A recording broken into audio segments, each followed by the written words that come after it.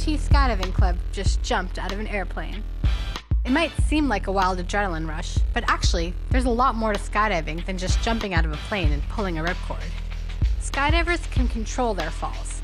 They can sit, track, flip, fly head down, make crazy hybrids, and even fly over to each other to dock. When you're just falling a few feet, there's not much you can do on the way down. So how is falling thousands of feet through the sky any different? You learn in school that things accelerate towards the ground because of gravity.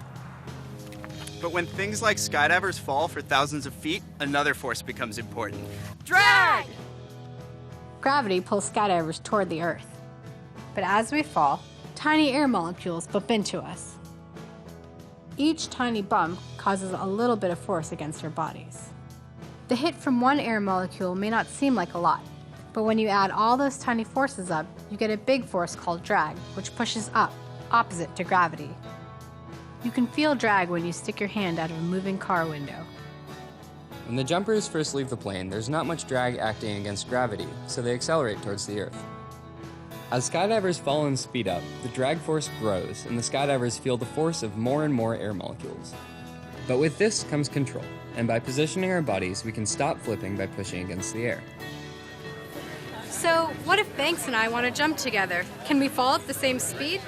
Swathi has a lot less surface area than me, so you'd think that she'd fall faster. But actually, she's so much lighter than me that she has a tendency to fall slower. But by reducing how much surface area is exposed to the air molecules, I can reduce drag and keep up with Banks. Drag can be used for more than just speeding up or slowing down.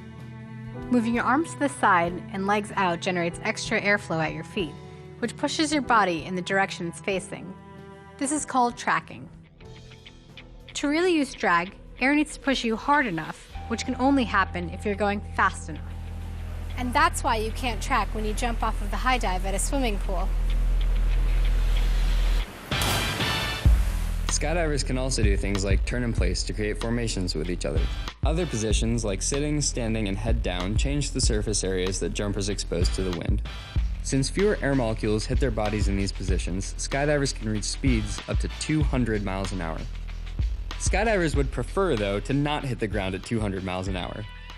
Because they can't change the pull of gravity, they need to have as much drag as possible, so they open a parachute. The large surface area of the parachute helps us to slow down so we can land safely.